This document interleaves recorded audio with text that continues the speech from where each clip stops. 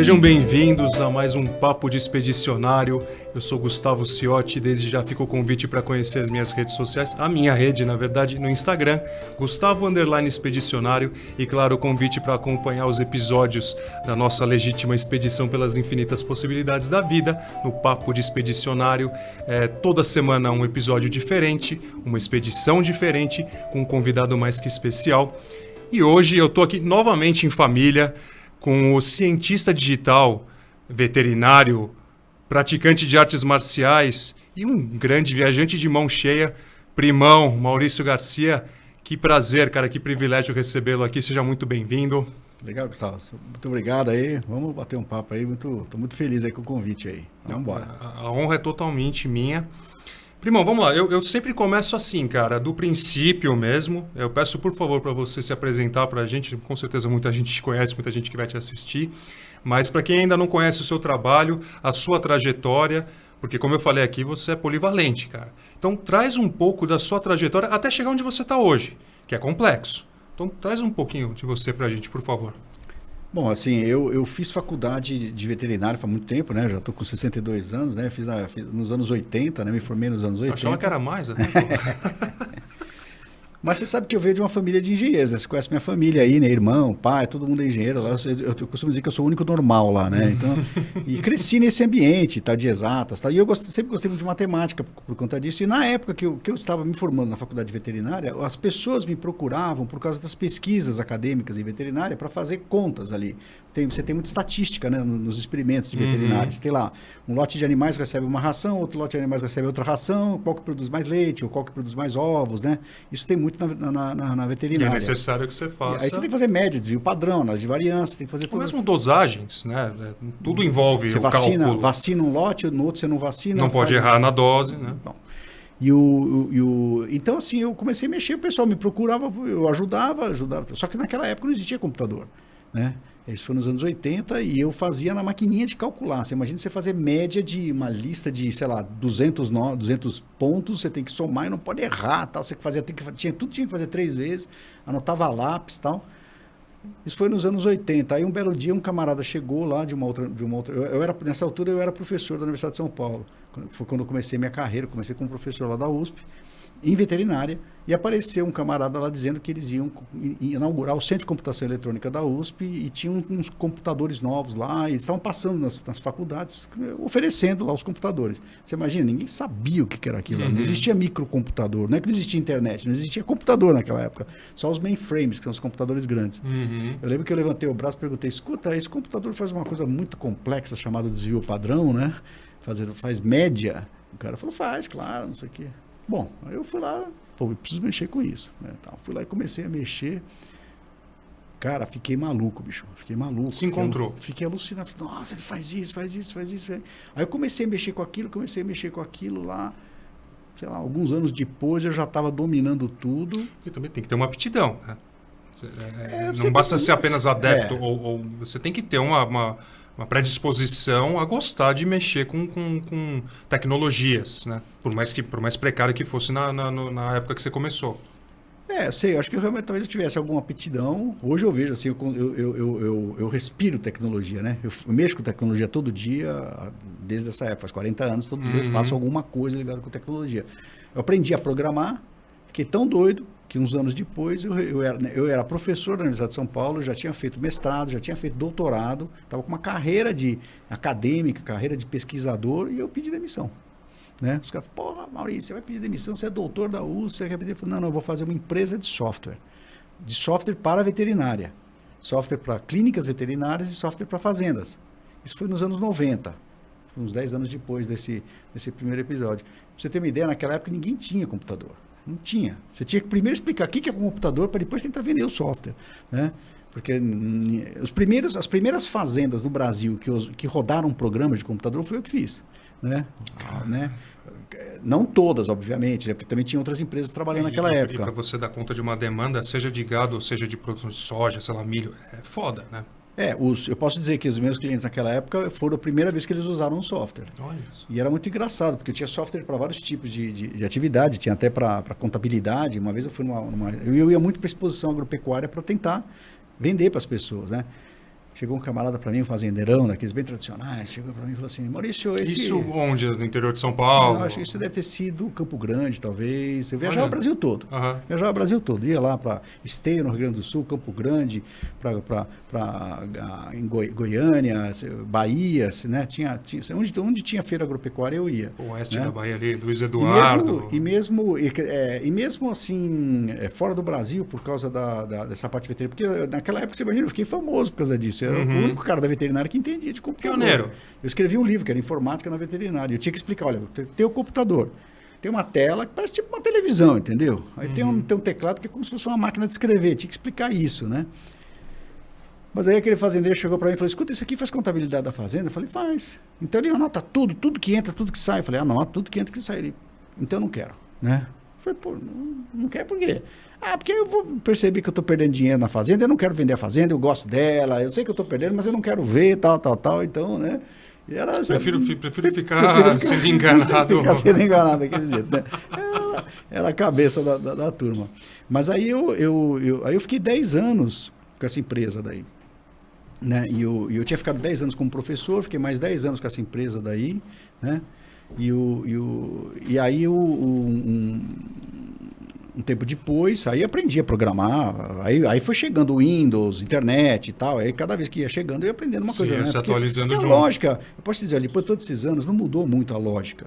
A lógica é a mesma, né? Se você entendeu a lógica do funcionamento, como é que se escreve um software, o princípio não mudou muito. Ele está mais complexo, está mais rápido, está mais volumoso, mas a lógica... Mais aplicável em outras realidades. A lógica, inclusive, quando a gente fala em inteligência artificial, a gente vai conversar daqui a pouco, ela é estatística, né? A estatística que sempre foi, só que com a máquina por cima, né? Mas no fundo é estatística, né? Aí o que aconteceu? No começo dos anos 2000, apareceu um camarada querendo comprar a empresa, né? Aí eu falei, será que eu vendo? Será que eu não vendo? Tal, no começo dos anos 2000. E na mesma semana, eu estava trabalhando numa universidade, o dono da universidade, que era o reitor, que era da Universidade Anhembi Morumbi, me convidou para ser vice-reitor. Só que eu tinha que me dedicar integral. Falei, caramba, será que eu vejo? Tem gente que não acredita muito em coincidência, né? Sei lá, mas foi na mesma semana. Na mesma semana, o convite para eu ser vice-reitor e para eu vender a empresa. Né? Completamente, não tinha uma coisa a ver com a outra, né? Uma coincidência. Quer saber de uma coisa? Eu vou aceitar.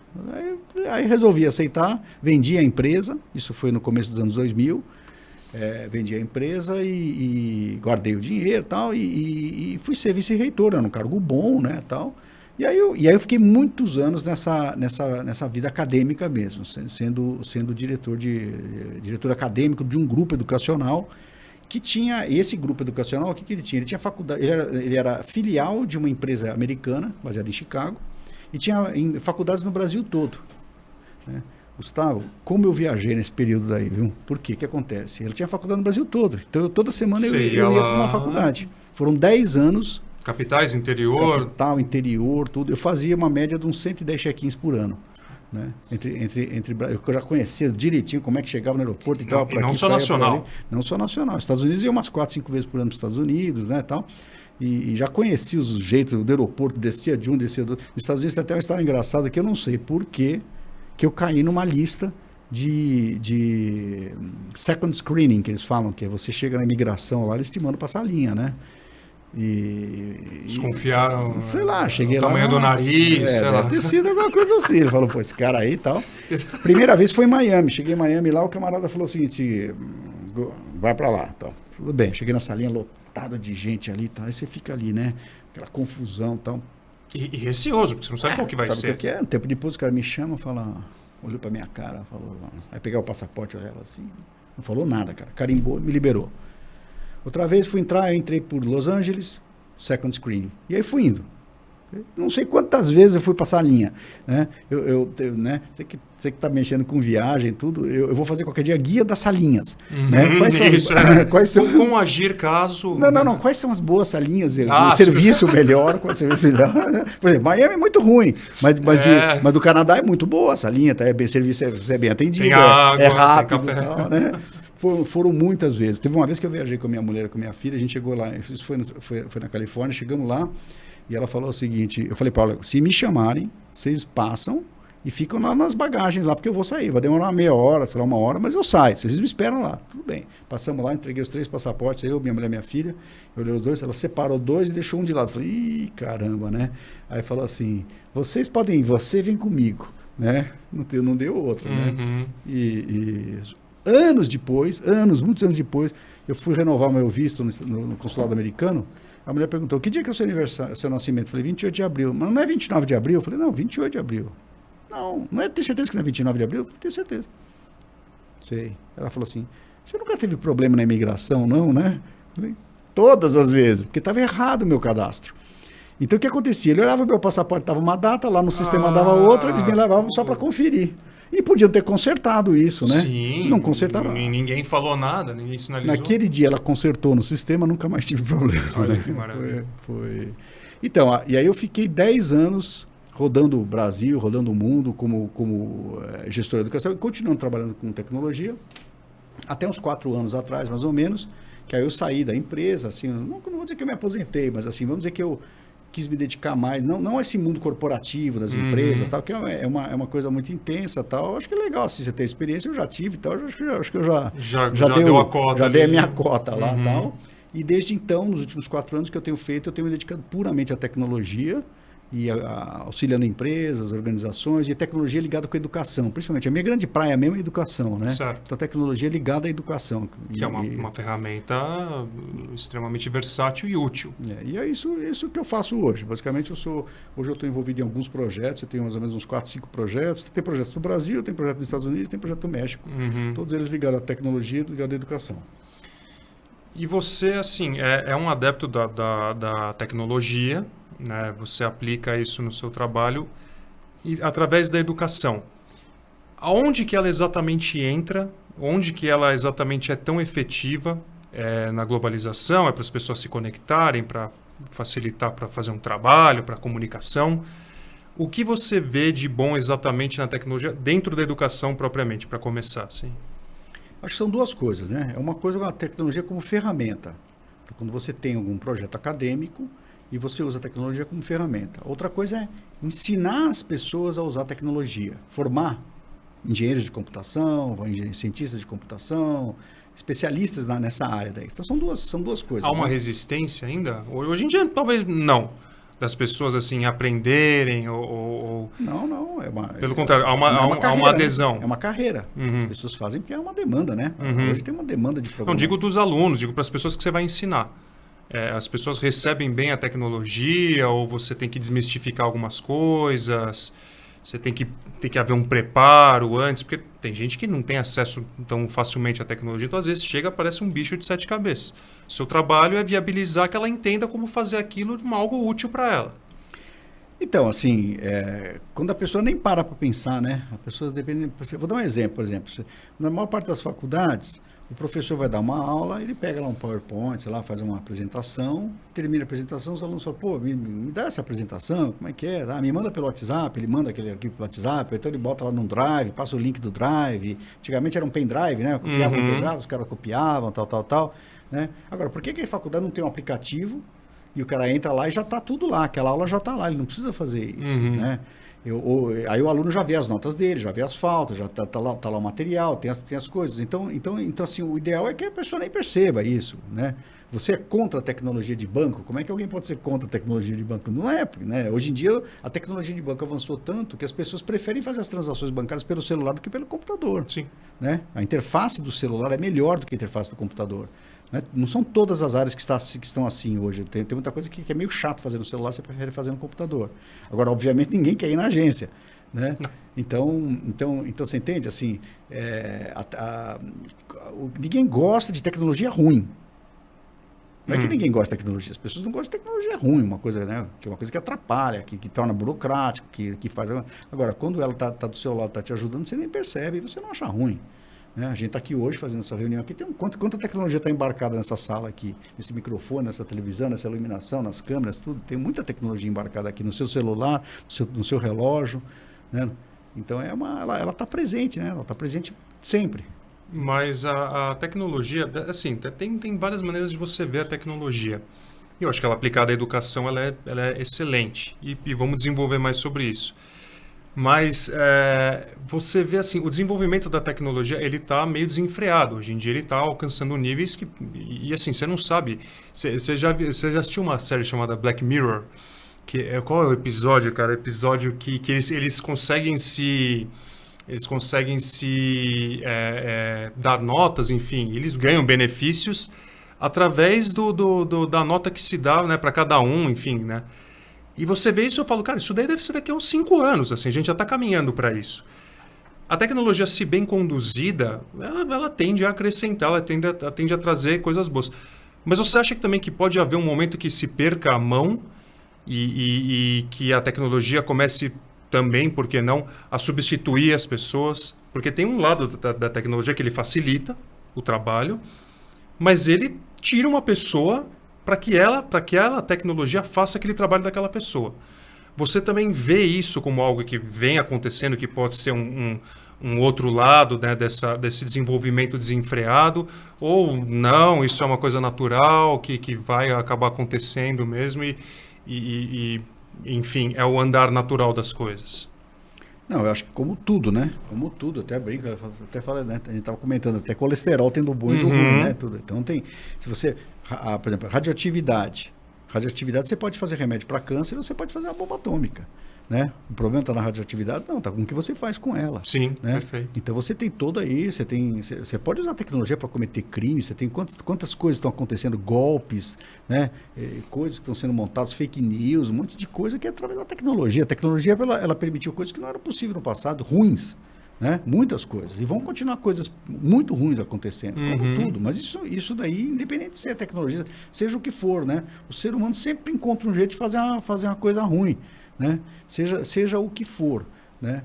Então, isso é uma coisa, é o uso da tecnologia para o lado ruim. Isso vai continuar, sem dúvida, porque isso está na natureza humana, né? Agora, existe uma outra coisa que é postos de trabalho. Né? Então, assim, a automação, né? Tudo que envolve automação vai reduzir pós-trabalho, isso não tem a menor dúvida que vai acontecer. Não tem a menor dúvida. É um caminho sem volta. Não tem, um caminho sem volta. Né? Que começou já lá atrás. Eu posso te dizer que, eu arrisco dizer que 90% dos empregos que existem hoje vão ser automatizados. 90%. Né? Quase tudo que a gente conhece em termos de emprego vai ser automatizado. Né? Motoristas de ônibus, os ônibus vão andar sozinho, autoescola, outro dia estava vendo autoescola, que você tem um instrutor do lado, não vai precisar daquilo, porque a própria máquina vai fazer aquilo. Frentista, né? Não tem. Frentista, tudo, né? O pessoal faz contrato hoje, ou, por exemplo, ontem eu fiz eu tenho feito muita palestra esses últimos tempos, né? Ontem eu fiz uma palestra para o pessoal da OAB, e eles preocupados, porque você vai no chat GPT e pede um contrato, né? E está acontecendo isso. Quer dizer, vai acabar com o advogado? Não vai, mas vai ficar um que vai olhar ali. Então vai ter, isso eu não tenho a menor dúvida que vai acontecer. Né? A questão é como é que a sociedade vai lidar com isso. Né? Como é que ela vai fazer com isso? Isso vai ampliar o fosso entre ricos e pobres ou vai diminuir o fosso entre ricos e pobres? Isso aí ninguém tem bola de cristal. Eu tenho algumas ideias, tenho alguns insights sobre isso. Mas você tem teorias sobre isso. Você acha que ela pode aumentar o abismo entre as pessoas que já são menos favorecidas geograficamente, financeiramente? Você acha que isso pode ser algo que vai aumentar a distância delas para as pessoas que já têm mais acesso à tecnologia, por exemplo, natural, numa cidade, por exemplo? Assim, tem muita coisa escrita sobre isso, né? Tem um livro que chama Abundância, né? Abundância em inglês, né? Esse livro é muito interessante, que o cara fala o seguinte, por exemplo, se você pegar a taxa de mortalidade infantil nos últimos 200 anos, ela diminuiu. A taxa de miséria, ela vem reduzindo. Quer dizer, todos os indicadores sociais, quando você não pode pensar numa escala de 5 anos. Quando você pensa em 200, 300 anos, né? Tudo isso tem melhorado ao longo dos anos, né? E a gente está evoluindo para um planeta que tem condições. Nós vamos ver nós vamos estar vivos isso quando a gente vai ver a abundância plena de energia. A energia não vai ser um problema e não vai ser energia do petróleo, vai ser uma energia limpa, né? Nós vamos Às custas de alguma coisa? energia solar, energia de fusão nuclear, tem várias tecnologias que vão permitir isso, que é energia infinita e energia limpa. Isso a gente vai ver acontecer. Então a gente vai ver uma série de coisas acontecendo do lado otimista, né? Como eu falei para você, eu sou otimista. E eu acho que todo esse fosso vai diminuir com a tecnologia. Por quê? Porque para cada posto de trabalho que vai deixar de existir, nas profissões que a gente conhece hoje, vão ser criados 10 postos de trabalho para você trabalhar com tecnologia, para você criar as tecnologias que são necessárias para que essas automações ocorram. Mas ela é democrática? Então, porque, por exemplo, você trabalha com tecnologia, mas você está nesse universo há 40 anos. E você se preparou para isso. Né? Fez cursos complexos, pós, doutorado e tal. Uma pessoa, porque assim, não é simplesmente, você vai sair desse posto, mas agora você vai trabalhar. Não é exatamente assim, né? Ela demanda um conhecimento, ela demanda uma noção ali. Você acha que ela pode ser excludente também? Ela pode fazer com que algumas pessoas fiquem mais à margem ainda, por não saber como mexer ou por ter mais dificuldade de aprender, porque a gente tem um acesso a conhecimento, a informação, que muita gente não tem. E aí, para nós é muito simples mexer aqui, computador e tal, mas como a gente estava falando agora há pouco, e para o cara que mora tal, num lugar mais isolado, tal, para o cara que vai começar do zero e que já não é nenhum moleque, né? Ela pode fazer com que essas pessoas fiquem mais à margem ainda, mais periféricas ainda na sociedade? Pode ter esse lado também, ou não? Então, olha... Sem ser pessimista, não é ser pessimista, mas assim, pegando um todo, né? Porque... E é aquilo que eu falei também, né?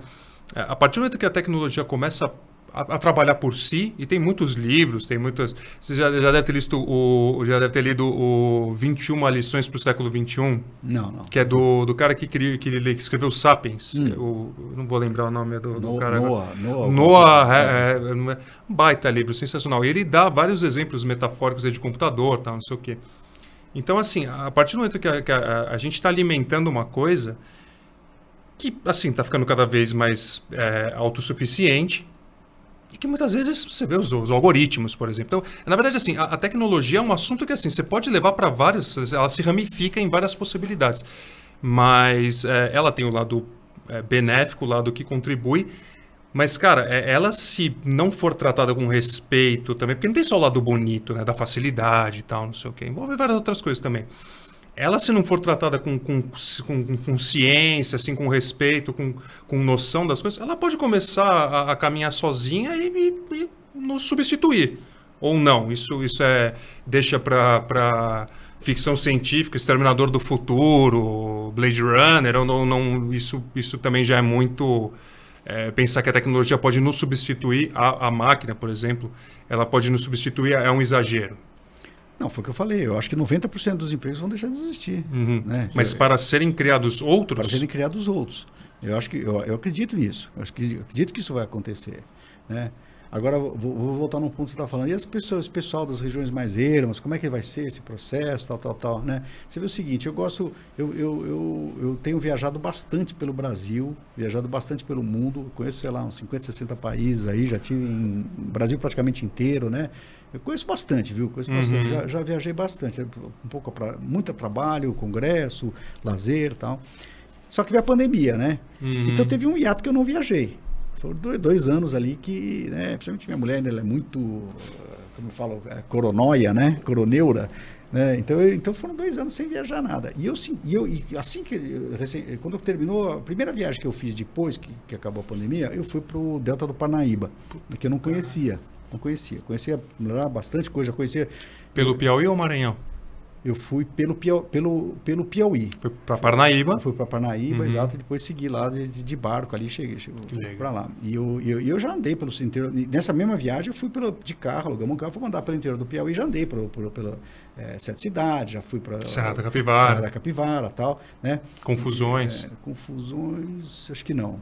Serra da Capivara foi uma experiência muito legal minha ida na Serra da Capivara. Imagino. Né, tal, porque não tinha ninguém, então a gente ficou no meio dos pesquisadores lá, o pessoal fazendo fósseis, né, de mamíferos, como é que chama? Mega mamíferos, né? Tava muito bacana. Mas assim, aí eu estava lá, foi a primeira viagem que eu fiz depois da pandemia. E a gente foi lá e você vai andando no meio de barco ali, aí você vai andando naquelas ilhas, de repente você chega em uma ilha deserta ali e tal, você entra lá, tem um restaurante bem simples lá, com uma comidinha muito gostosa, tal. Quando você vai pagar, o cara chega com a maquininha, né? E ele tem lá um satélite, tem internet lá. O guia lá, aquele cara que tá empurrando o barquinho ali, que, né, ele tem um Instagram e ele tem lá o perfil dele no Instagram. E eu comecei a reparar isso, quer dizer, não era assim. Antes da pandemia... Até pouco tempo, não era assim. 20 anos. Não, é isso que eu estou falando. Eu senti muita diferença de uma viagem depois da pandemia. Por exemplo, não usei dinheiro, cara. Eu quase não usei dinheiro. Não era assim, cara. Você tinha que levar dinheiro, você tinha que pagar todo mundo, você tinha que fazer não sei o que, tal. Né? Isso daí, assim, é uma diferença gigante. Quando muito, não tinha que ir num posto passar o dinheiro pro cara te dar, porque você ninguém ia aceitar. Era mesmo fora do Brasil. Imagina, você viajava, você aceitava, você não, só aceitava dólar, dinheiro. Você tinha que ter dólar, né, não sei o que. Eu vou muito para os Estados Unidos, quer dizer, se você vai pagar em dólar, os caras acham ruim, né? Então, eu percebi, mudou demais isso daí. Então não tem mais esse negócio de pessoa que está isolada no lugar ermo. Todo mundo está conectado, já está conectado isso daí. Então o que acontece? Todo mundo se conectou. E essas pessoas... Todo mundo que quer? Todo mundo que quer? Não, assim, digo, 90% da população, 95% da população do Brasil, de alguma forma, está conectada. Né? Hoje você tem casos isolados, vamos dizer assim, mas o cara que mora sim, não, permanece certo. Ou porque a pessoa não quer. Você tem mais pensando em comunidade, sim, né? Você tem mais celular no Brasil do que habitante. Perfeito. Né? Então a média de celulares por habitante... Isso eu não sabia, né? A média de celulares por habitante no Brasil é mais do que 1. Então, a pessoa tem celular, mas não tem geladeira, não tem fogão, não tem televisão. Televisão acabou, cara. Então é uma coisa que você deu uma volta no quarteirão, quando você voltou, tá diferente, cara. Mudou tudo, né? Você tava, cadê a televisão que estava aqui? Cadê o negócio que estava aqui? Cadê o fax, né? Não sei o quê. E sumiu, acabou tudo. Né? Então, assim, esse pessoal começa a se conectar e fala, peraí, eu quero ser parte disso, cara, mas como é que eu vou ficar de fora disso aí? Eu quero ver esse negócio, aí séries, não sei o que, Netflix, tá. Então o que acontece?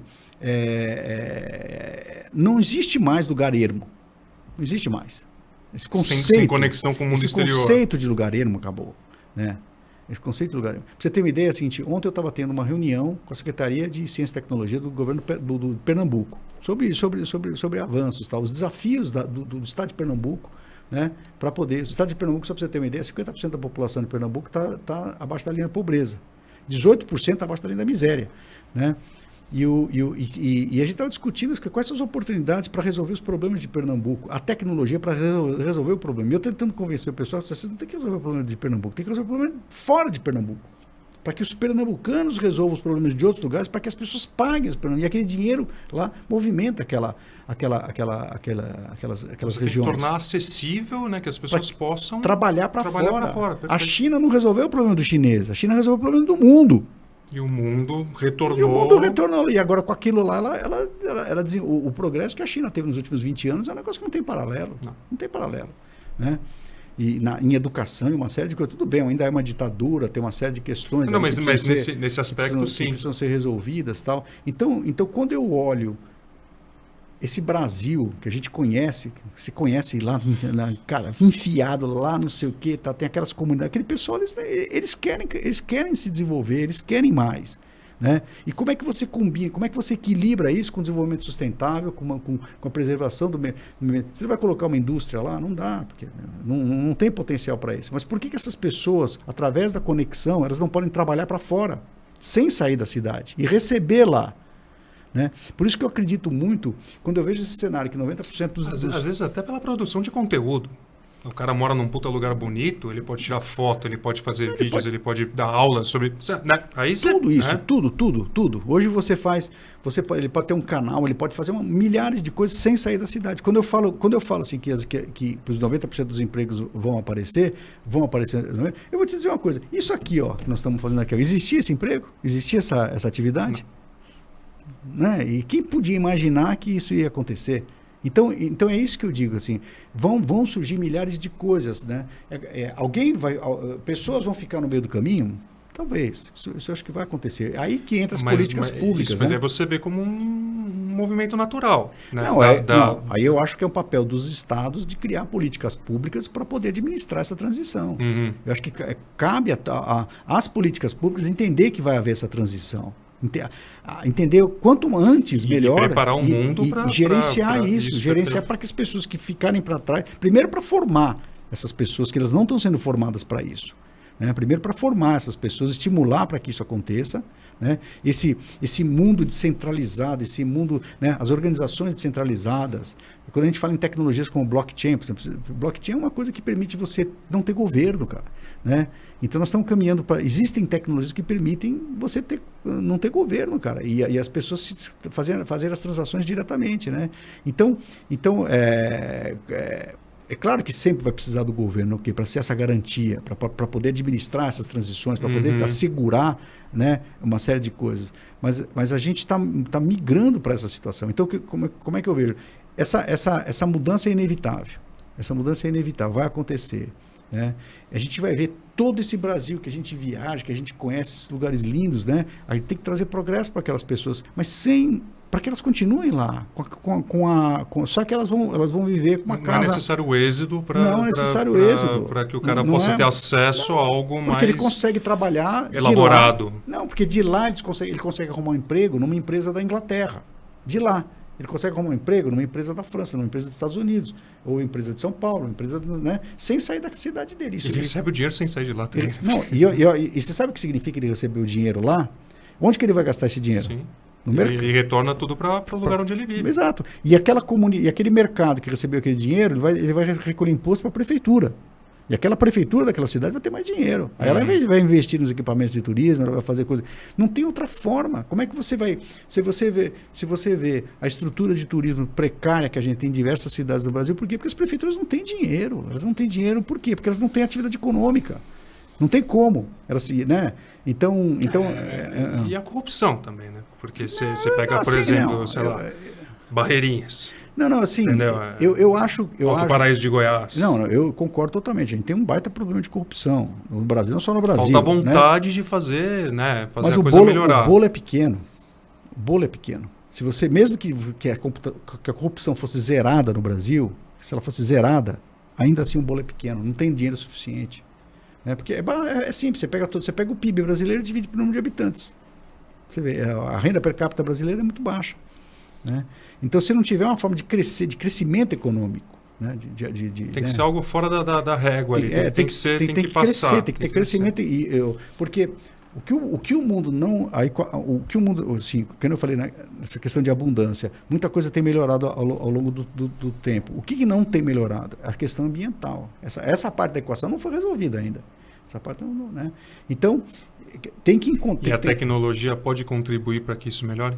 Com certeza, você pega essa questão de energia. Eu acho a energia do petróleo uma coisa assim que não tem cabimento. Quer dizer, você vai fazer um poço de petróleo no oceano, quanto custa uma plataforma oceânica? Você pega aquilo, traz num navio para levar para a refinaria. Quando ele chega na refinaria, quando ele chega lá, 80% da energia já se perdeu nesse caminho, que foi o esforço para fazer aquele poço, para tirar, para transportar aquele negócio. Lá na refinaria que ele transformaria em gasolina, já perdeu não sei quanto, vai para o carro, bota no carro. O carro gera calor é energia, você tem que fazer um radiador para esfriar o carro. Né? Ou seja, uma puta numa rede, né, para aproveitar 2 a 3% daquela energia, e o resto você joga fora e poluindo. Né? Quer dizer que você retira um recurso natural e você devolve ele como poluente. Como poluente. 97% dele volta como poluente. 3% você usa realmente para fazer energia cinética, movimentar o carro. Né? Então, como é que você faz? Como é que você... Eu continuo estudando bastante, né, tecnologia. Tal, e eu estou fazendo um curso nos Estados Unidos, no MIT. Né? Eu fui em setembro, fui em janeiro, vou agora em abril de novo. Né? E lá a gente vai ver essas tecnologias emergentes. Por exemplo, eu não conhecia muita coisa sobre fusão nuclear. Né? Não é fissão nuclear, não é usina atômica. Porque a usina atômica, como é que funciona? Você pega lá, faz uma bomba atômica controlada, ela explode, gera calor, você põe uma chaleira ali, ferve aquela água, aquele vapor gira uma turbina, você gera energia elétrica. Esse é o princípio de uma usina nuclear. Né? Isso é fissão nuclear. Agora, a fusão nuclear é diferente. Você pega 2 átomos de hidrogênio, faz eles colidirem e vira um átomo de hélio. Essa reação libera energia. Tudo bem, ferve a chaleira do mesmo jeito, só que isso aí não gera radioatividade, não é poluente. O problema não é danoso para o meio ambiente. O problema é que a tecnologia de fusão nuclear, você gasta mais energia para fazer essa fusão do que a energia que ela gera. Então ela é deficitária. No final do ano passado, o Laboratório do Canadá, pela primeira vez, conseguiu fazer uma tecnologia de fusão nuclear positiva, com saldo positivo. Então, toda a comunidade que trabalha com essa tecnologia tá muito animada, porque se isso acontecer, é uma mudança dramática, né? Porque você imagina, a gente pensa no estrago que é do petróleo. A usina nuclear também é um risco tremendo. E as hidrelétricas, né? Pô, vamos combinar, porque a hidrelétrica não é uma tecnologia limpa, não é. Né? Mata quantos rios? Não, que é uma coisa inacreditável, né? Uma coisa inacreditável. E não é que polui, mata. Não, eu tenho um amigo que quando fizeram a usina Tucuruí, quando subiu a água, né, eles fizeram uma operação chamada Operação Curupira, que era para resgatar os animais que vão ser afogados, né? Porque o que acontece? Você tem aquele negócio, quando vai subindo, formam ilhas, né? Uhum. E aquela ilha vai indo, então aqueles animais vão se concentrando naquela ilha lá, animais. Então, se eles vão de barco, vão resgatando aqueles animais e vão realocando aquilo ali. Você tem que fazer esse processo, né?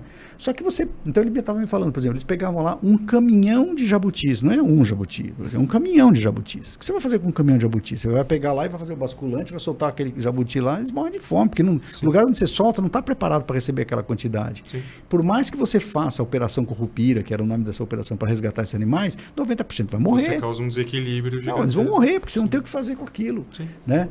Então, assim, as usinas hidrelétricas, né, elas são... E, além de tudo, você tem que fazer aquelas torres de transmissão para trazer com fio, tudo, né? 75% da energia da minha casa, eu tenho placa fotovoltaica, né? Então, eu gero 75% da minha energia. E quando você pega a área daquelas placas fotovoltaicas, ela não é muito grande, né? Então, devia ser obrigatório ter o sistema do governo que toda casa tivesse. Aí você não tem, é que a gente chama de produção distribuída da energia, né? Então, cada casa tem, você não precisa daqueles fios, não precisa daquelas usinas, né? Isso a gente vai ver acontecer. E isso é tecnologia. Tecnologia de placa, tecnologia de fusão nuclear. Não é só a tecnologia do computador e só de inteligência artificial que eu falo. Tem várias outras, né? E a tecnologia, ela tem todos os seus benefícios e tal, mas ela é acessível? Financeiramente falando.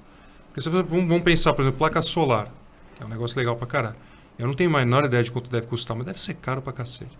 Então, são ideias sustentáveis, inteligentes, mas são acessíveis exatamente para, por exemplo, essas pessoas que a gente está falando. Aí já tem que entrar, por exemplo, o poder público.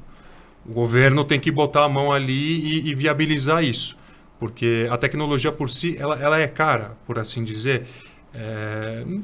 E transcendendo o celular mesmo, assim, TV que a gente está falando, ela para a pessoa poder, por exemplo, eu quero ter, sei lá, um carro que não vai a gasolina mais, que a bateria, por exemplo.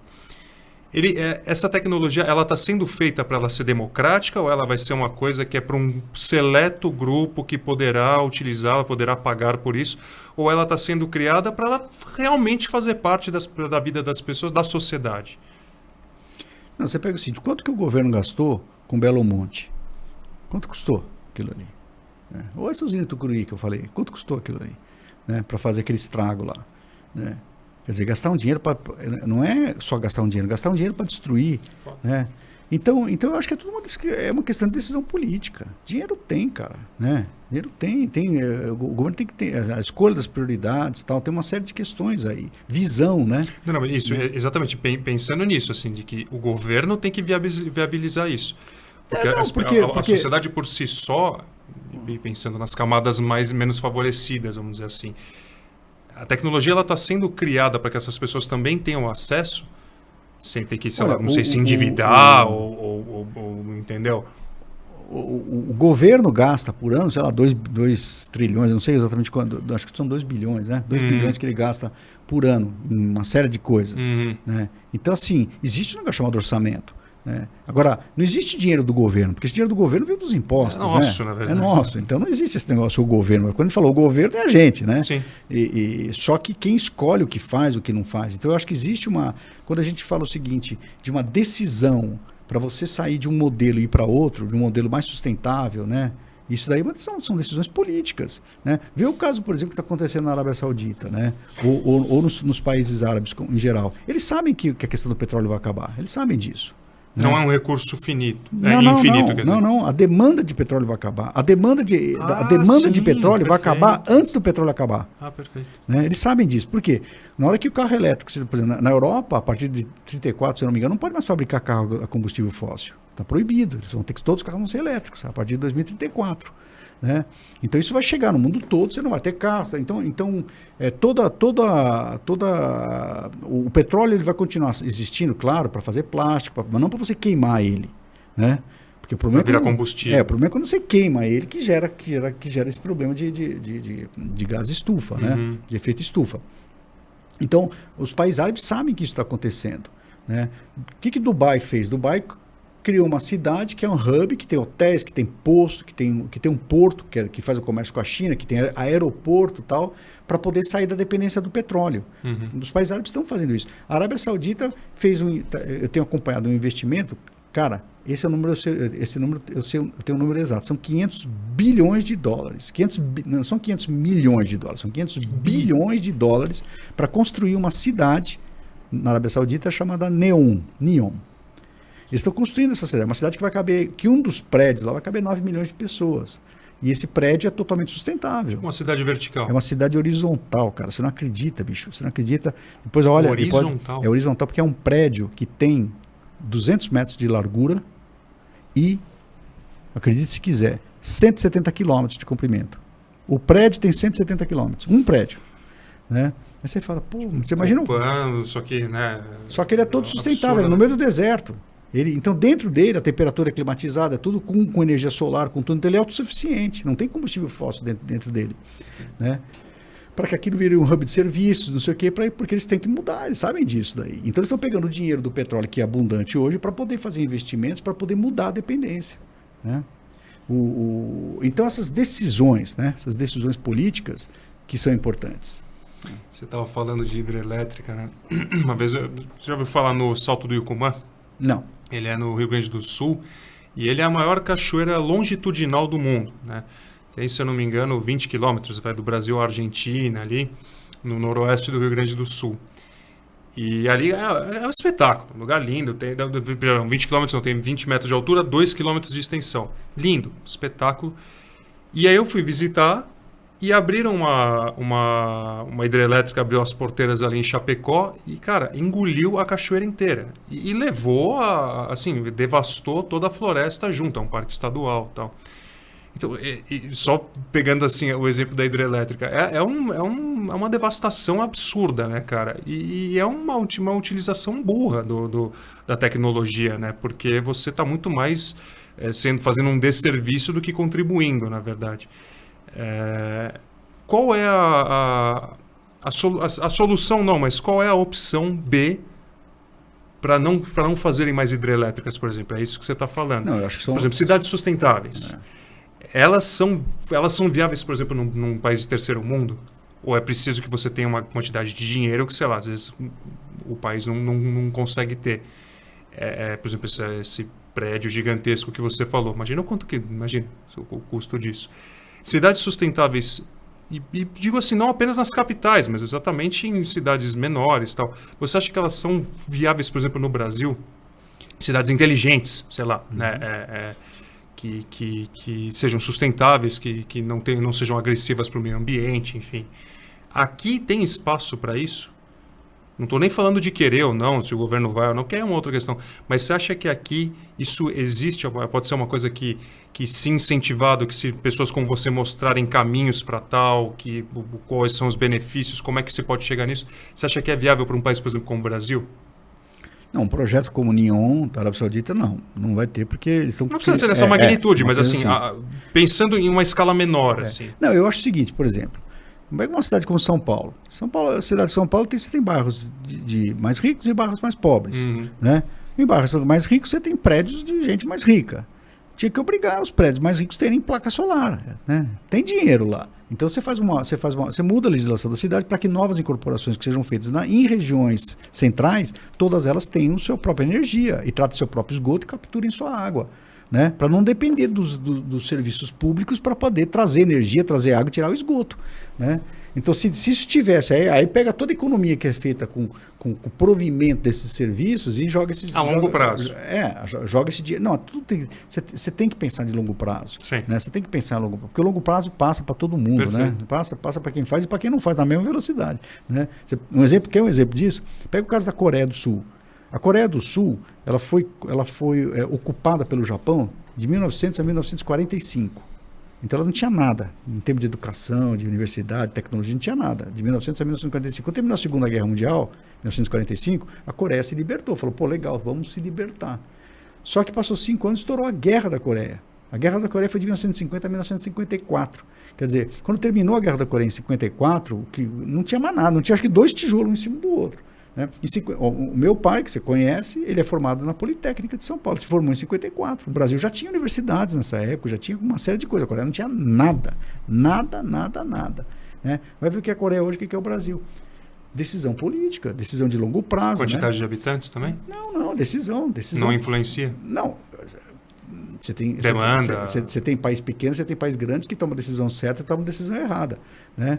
Então você tem outros países pequenos que não tomaram a decisão certa. Você pega a América Central, é repleta de países pequenos lá, né? Talvez só a Costa Rica tem tomou alguma decisão mais acertada aí. A maior parte dos países não tomou decisão acertada, né?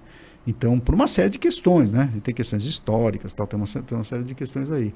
Então, eu acho que é uma questão de visão. Uhum. Então, respondendo a sua pergunta, cidades inteligentes, eu acho que tem muita coisa que pode ser feita numa cidade como São Paulo, né? Se você, começando de algum princípio ali, com políticas públicas, né? Que você fala o seguinte, olha, regiões centrais, elas têm que... As edificações, elas precisam ser sustentáveis, né? A tecnologia, cara, é um assunto que você pode ali destrinchar e levar para vários caminhos, né? Aplicar em várias possibilidades e várias realidades. Agora, olhando por um outro ângulo, e não relacionado diretamente ao que você pratica, com o que você trabalha. A tecnologia, cara, por exemplo, a inteligência artificial, vai chegar um momento, cara, que você vai conseguir viajar, vamos supor, aquelas coisas que, na verdade, eu acho que já nem é mais tão distante assim, que você vai conseguir viajar sem sair de casa, por exemplo. Vai conseguir fazer uma trilha, e caso isso aconteça, por exemplo, você bota aqueles óculos, né, tal, enfim, você vai fazer uma atividade, digamos que seria como se você tivesse um videogame, só que você está vivendo aquilo ali. Você acha que isso é algo que pode acontecer? Isso já está indo? E o quanto isso pode, assim, deixar as pessoas mais... Isso já levando para um outro lado. As pessoas menos ativas, as pessoas... até mesmo mais sedentárias, porque hoje a tecnologia também tem esse viés, né? Ela deixa as pessoas com uma vida muito mais fácil. O cara não precisa ir no banco, o cara faz a compra do celular. Você vê isso também podendo acontecer? E especificamente sobre isso da inteligência artificial, é algo que já está muito próximo, assim, de você conseguir, sei lá, eu vou como se eu fosse visitar um país, só que eu vou daqui no meu sofá. Isso é algo que já está, tipo, acontecendo. Você vê em congresso, você vê... Eu acredito até que na Europa, sei lá, ou mesmo na Ásia, isso já deva estar muito mais avançado do que aqui. Mas isso você vê como algo que pode chegar para cá também? Não, eu não acredito nisso. Sério mesmo? Isso eu não acredito. Olha, tipo uma ficção. Não é questão de ficção. É questão das evidências que a gente tem hoje, né?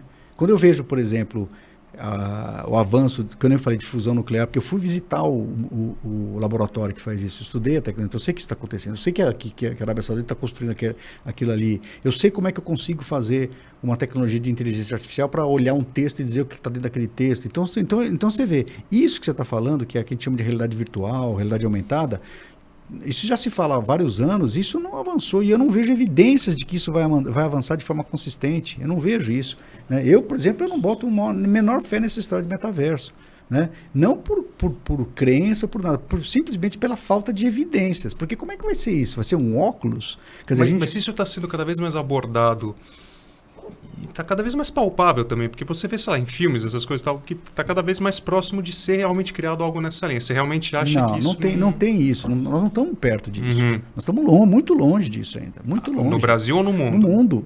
Não tem uma tecnologia assim, que garanta uma experiência. Pô, você foi para a Serra, a gente tá falando da Serra da Capivara, você vai para aquele paredão das Andorinhas ali e tal, né? Aquilo ali, você sentia aquele ar batendo na sua cara, aquele negócio lá, e você conseguir ter a mesma sensação. Nenhuma tecnologia vai poder... Não sei, nenhuma pode ser que tenha, pode ser que um dia tenha. Mas dentro do que a gente imagina... Dizer, o que existe hoje está muito longe disso, está muito longe, está muito, muito longe.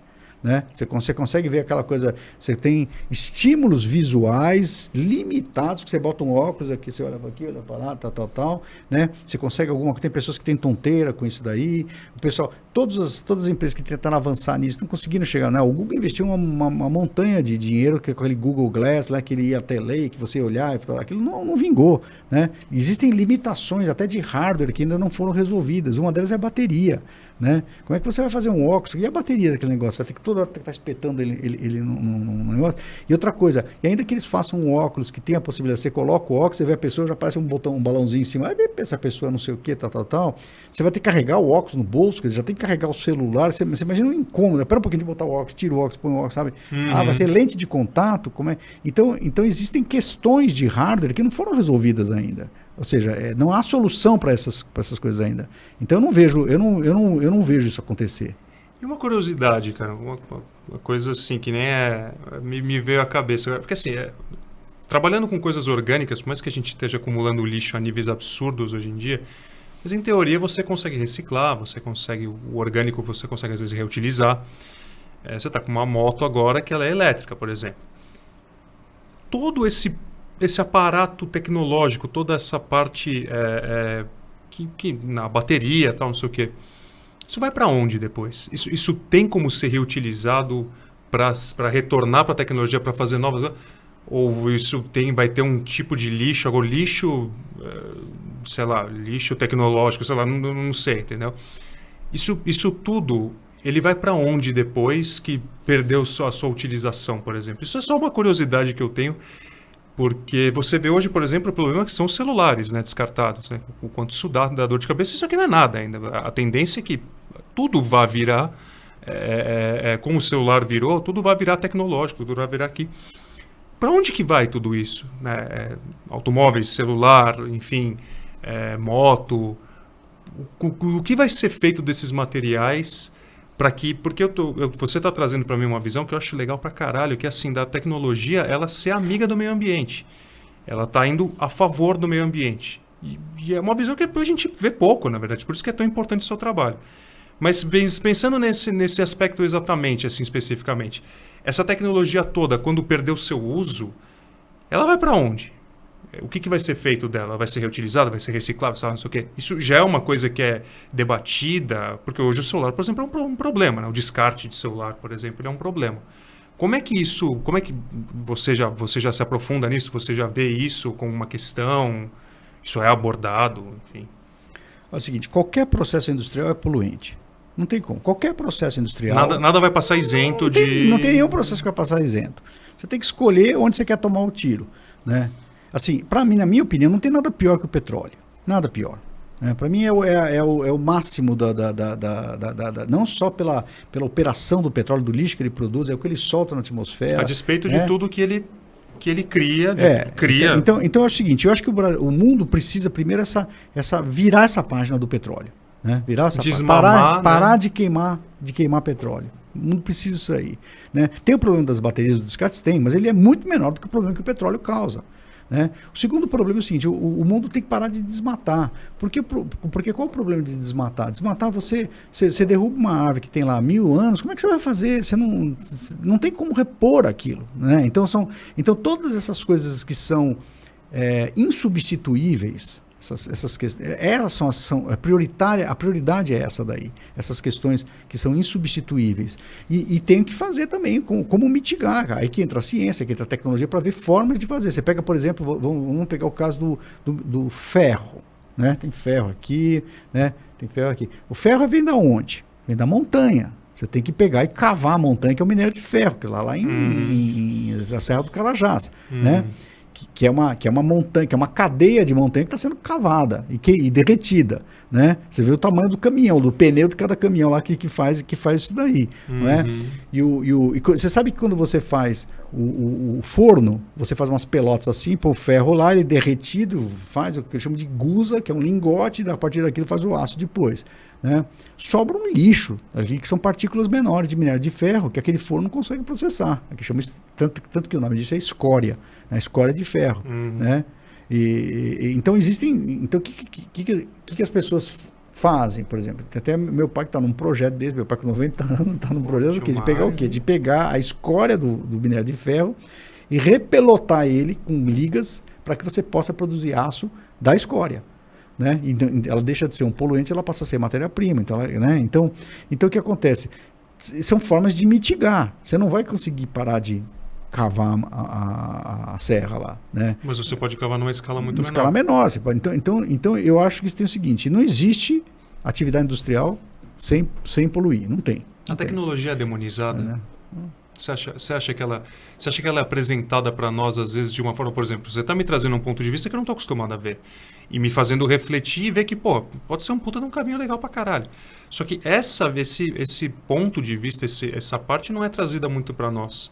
Não é muito desenvolvida, pelo menos não para quem está fora do universo ali, do que você estuda, do que você trabalha, por exemplo. Você acha que ela é trazida muitas vezes de uma forma assim, meio demonizada, meio tipo... como um problema, como algo que vai nos engolir, como algo que é danoso para o nosso ambiente, para o nosso mundo, assim? Olha... aliás, desculpa, é um trabalho seu, inclusive, desmistificar isso e mostrar esse outro lado para as pessoas. Você também assume, não como uma... Enfim, mas é uma função do seu trabalho também você trazer esse outro lado para as pessoas poderem aprender e entender melhor, né? Assim, é histórico na história da humanidade as pessoas demonizarem o que não conhecem. Isso não é de hoje. Isso sempre foi assim, né? As pessoas eram queimadas na fogueira por causa disso. Dizendo que era coisa do diabo, né? Que era do pecado, bruxaria, tal, né? E o Nicolau Copérnico lá teve que negar, falou, não, peraí, a Terra não gira em torno do Sol, não sei o quê, tal, porque isso ia ser, né? O Giordano Bruno, né? Que foi queimado, Bruno que foi queimado na fogueira porque falou que a Terra girava em torno do Sol, não o contrário, né? Então o que acontece? Isso aí sempre existiu. O que a gente vê hoje, essas reações, a tecnologia vai dominar a humanidade, o homem vai ser extinto, eles vão acabar com tudo. Isso é a mesma coisa, é o de sempre. É porque não conhece, tem medo e cria uma história, uma coisa fantasiosa em cima disso, né?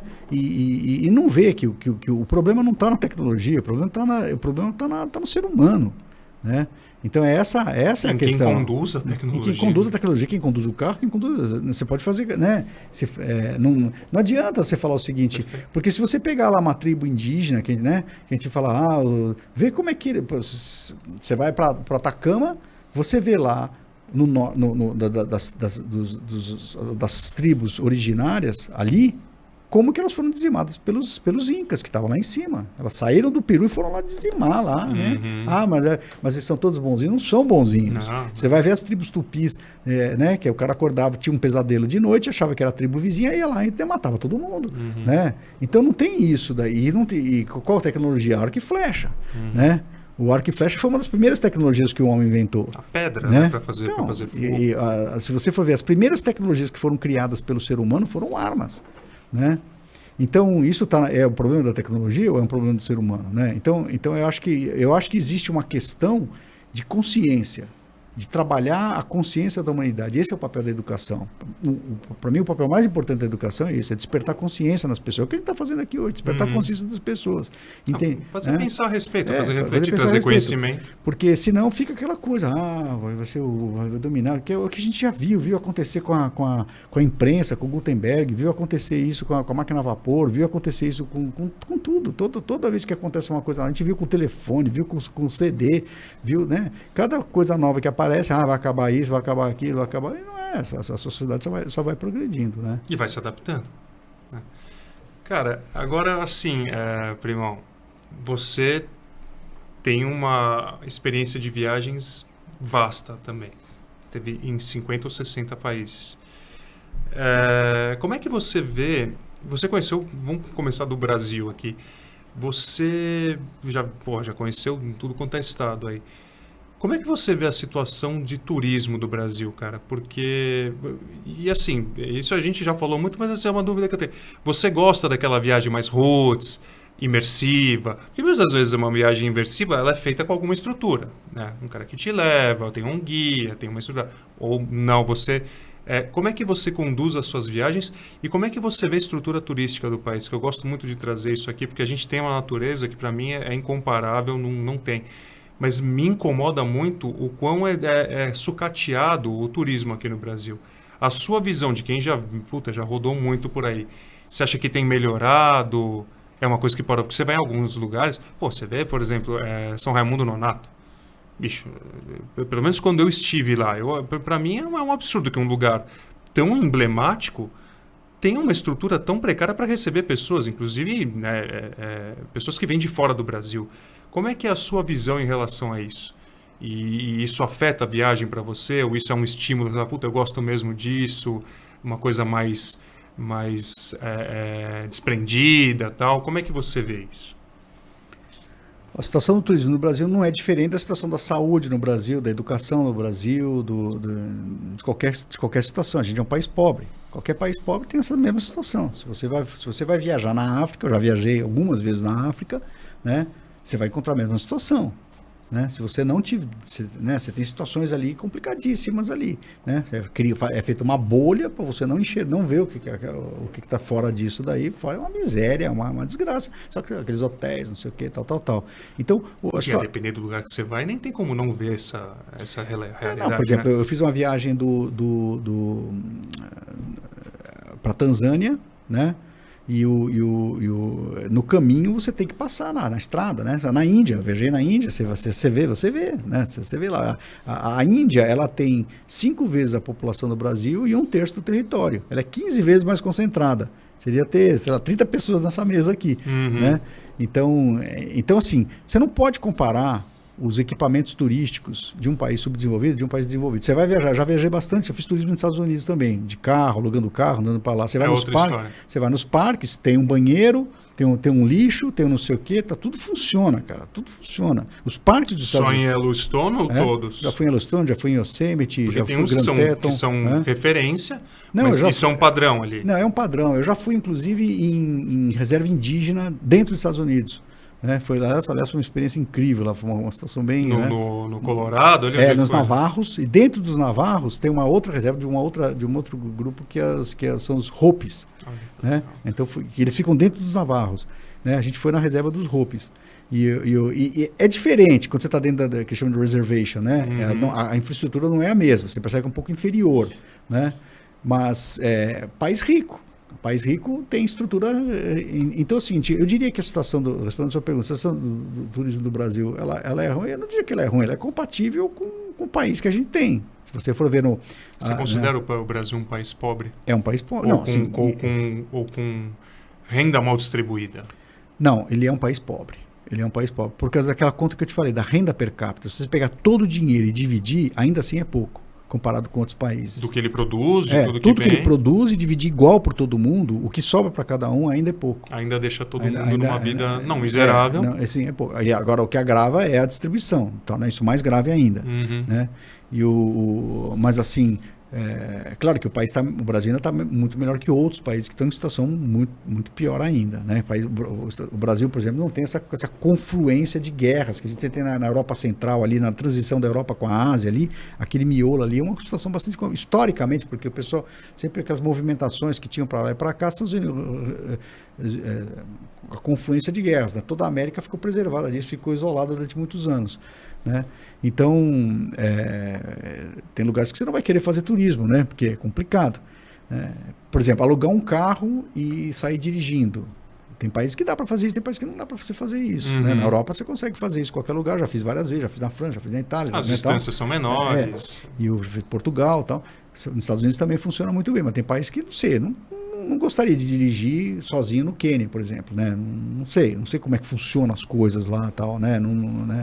Então, assim, Então, assim, a questão do turismo no Brasil, claro que poderia ser melhor, mas é um contexto do país, né? Se você for ver os hospitais no Brasil, se você for ver as escolas públicas no Brasil, você vai encontrar coisas semelhantes. É isso, então. O dinheiro não é mal distribuído, ele é pouco mesmo. Os dois. Ele é pouco e mal distribuído. O Brasil precisa crescer. Ele precisa crescer, precisa desenvolver economicamente. E essa saída, assim, aproveitando um gancho aqui, você vê alguma saída, claro que sempre a longo prazo, mas vamos pensar a médio prazo, para que isso comece a se desenvolver mais, e a tecnologia com certeza entra dentro disso. Para que o país consiga, sei lá, melhorar de situação, consiga... Porque eu falei do turismo, você falou, a sociedade como um todo está precária.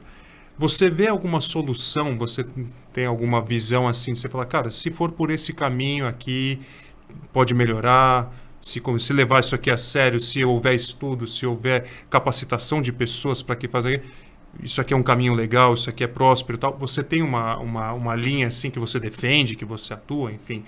Claro, dentro da própria tecnologia. Então, a economia do Brasil, ela historicamente é uma economia muito fundamentada em bens de baixo valor agregado, que são as commodities, né?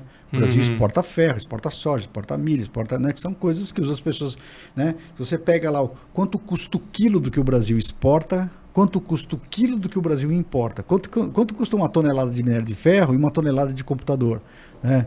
Então, assim, enquanto o Brasil continuar vendendo coisas de baixo valor, isso não vai, porque por mais que ele exporte, por mais que ele faça... Então o que acontece? Você tem toda uma indústria no Brasil construída para exportar produtos de baixo valor que é muito deletéria para o meio ambiente. Quer dizer, olha, a equação é muito simples. A conta não vai fechar nunca. A conta não vai fechar nunca. Você vai cada vez destruir mais para poder receber pouco. Agora pegando até esse exemplo das commodities, por exemplo.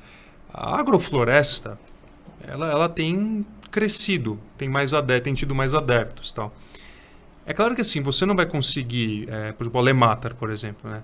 Ele não vai conseguir alimentar uma cidade, mas ele consegue fazer ali, dentro das possibilidades dele, ele consegue distribuir alimento, fazer a renda dele e tal.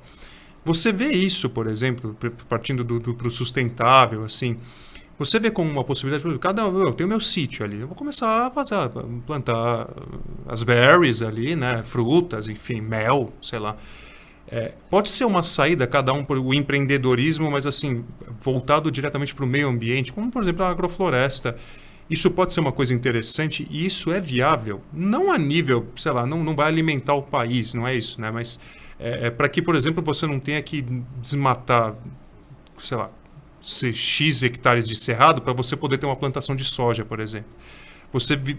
Isso na verdade, porque assim, cada um não fica uma renda concentrada na mão de um fazendeiros, tal, cada um pode ter o seu.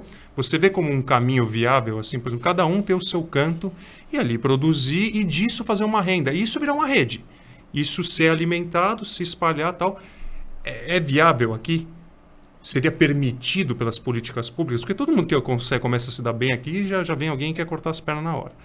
Você acha que isso seria alguma coisa, uma solução sustentável para que cada um, não apenas, claro, pelo bem do meio ambiente, mas que cada um também possa ter a sua renda, possa ter a sua vida autossuficiente?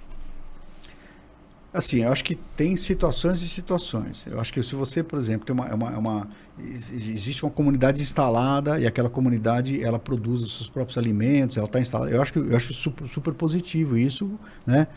Primeiro porque ela já não está, como dizer a coisa, se você já não estragar, já está ajudando muito, né? Então isso já é uma coisa muito boa. Agora, você pega lá um ônibus, passa lá no Jardim Ângela, vai olhar lá, bate um olho assim de cima, assim, vê aquele monte de... Ou em Diadema, Capela do Socorro, Jardim Nakamura, vai ver lá. Como é que você vai falar? Como é que não dá? É muita gente, muita gente. Como é que você vai fazer agrofloresta para 20 milhões de pessoas, né? Vai no centro da cidade, vai ver só ali na Cracolândia quantas pessoas são, né? Então o que acontece? Assim, o buraco é muito mais embaixo. É muito mais embaixo. Então eu acho bacana isso, acho legal, positivo, mas é assim... Mas você não vai tapar mexer um buraco você não com vai uma mexer, tampinha. Você não vai mexer o ponteiro. Não vai. É uma coisa... o buraco é muito mais embaixo. Eu vou te dar um exemplo. Né? Eu trabalho numa escola... E só você já deve ter visto muito dessas iniciativas de agrofloresta por aí, né? Não, eu acho é legal pra caramba, eu acho né? legal. Não que seja uma solução, não é isso. Não, mas que pode começar a gerar um movimento, né? Eu acho que desperta, tem várias coisas positivas que gera. Por exemplo, o exemplo disso, quando você divulga, as pessoas começam a ter mais consciência social, mais consciência ambiental. Tudo isso tem impactos. Né? Mas quando você fala de você realmente movimentar, pegar a renda de um volume enorme de pessoas, né? Eu ia te contar um exemplo. Às vezes eu trabalho numa instituição que 50% a 60% dos alunos são bolsistas. Né? E eles vão estudar computação, né? Vão estudar ciência da computação, sistema de informação, e muitos deles eles não vêm de São Paulo. Então a instituição ela também mantém os apartamentos para o pessoal. E às vezes paga o café da manhã, dá o almoço. Né? Tinha um rapaz lá que falava que nunca tinha morado num lugar que não tinha goteira. Né? E estava feliz da vida, mas ele estava feliz e triste. Por quê? Porque a mãe e o irmão continuavam naquele lá lugar. na goteira. Então o que ele fazia? Como o restaurante fecha de noite, eles recebem uma bolsa para poder comer à noite. Tem rapaz que não comia e mandava o dinheiro para a família. Né? Então, assim, a fome, a miséria está muito mais perto do que a gente imagina. Está aqui, está do lado. Né? Não é uma coisa que tem ali, um bolsão de miséria e tal. O buraco é muito mais embaixo. Então, quando a gente pensa, quando eu falo em termos de política pública, né, e aí que eu volto à questão que a gente começou a história da tecnologia, eu acredito que a gente precisa colocar toda a tecnologia, todo o conhecimento, toda a ciência, porque quando a gente fala de tecnologia, no fim do dia... a tecnologia a nosso favor. No fim do dia, eu estou falando de ciência, né? Nós estamos falando da ciência. Não estou falando dos credos, das suposições, das teorias da conspiração. Estou falando da ciência, de botar ciência. Coisa exata. Não é só exato. Você tem ciência humana.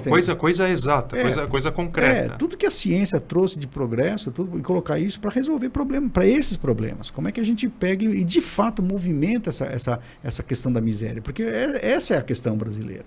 Né? Essa é a questão. E você se sente... contribuindo, óbvio que sim, mas você sente que você faz parte de um movimento ou você é uma célula individual nesse não digo mais uma célula individual, mas quantos Maurícios estão por aí com essa visão e querendo trazer a tecnologia a favor da sociedade para igualitária, para trazer uma coisa mais igualitária, para degradar menos o meio ambiente e tal. Como é que é esse movimento? Qual é a adesão de profissionais, né? Porque adeptos, você, por exemplo, falando aqui comigo para quem vai assistir, você está trazendo uma reflexão importantíssima. A gente vai começar a olhar com outros olhos, vai se interessar mais, enfim. Mas quantas pessoas plantam essa semente, como você faz? Tem um movimento grande também ou é preciso que mais pessoas queiram participar, queiram ensinar, queiram trazer novas ideias, estimular as pessoas a olharem a tecnologia sobre uma outra ótica? Quantos Maurícios estão fazendo isso? Há um movimento legal disso no Brasil ou ainda está engatinhando? Porque eu acredito que em outros países deva ser muito mais do que aqui. Não sei, Alemanha, por exemplo, a Ásia, Estados Unidos. Como é que é no Brasil propriamente essa disseminação de conhecimento, essas sementes que são plantadas sobre essa possibilidade que a gente tem, que é real, a longo prazo, mas que é uma solução, que é uma possibilidade para a gente sair dessa lama do caralho e conseguir uma coisa mais próspera. Tem gente, tem mais uma galera junto, ou você se sente às vezes meio que fazendo um trabalho de formiguinha e meio sozinho, assim? Eu não sei, viu? Você faz parte de Você deve conhecer outras pessoas que pelo menos rumam para o mesmo caminho que o seu. Olha, na boa, Gustavo, eu nem me preocupo muito com isso, sabe? Assim, eu também não... Mas você entende que quanto mais pessoas plantando essas sementes na vida, na cabeça das pessoas, trazendo esse conhecimento, falando a respeito, trazendo opiniões, possibilidades baseado em estudos, baseado em trabalho que faz, em coisas que viu, a tendência é que isso vá ganhando mais espaço e que vá fazendo cada vez mais parte. Né? Agora, quanto menos pessoas trabalharem em cima disso, entendeu? Então, por exemplo, o seu trabalho que você faz é do caralho, mas há um movimento grande nesse sentido do Brasil, na sua profissão, por exemplo, cientista digital. Pô, cientista digital já não é uma coisa que eu não escuto por aí, por exemplo. Então, quantos cientistas digitais, como é que é a comunidade de cientistas digitais no Brasil? Porque eu imagino que em alguns outros países ela já deva ser uma coisa mais mais ampliada, tal, já é uma coisa mais conhecida das pessoas?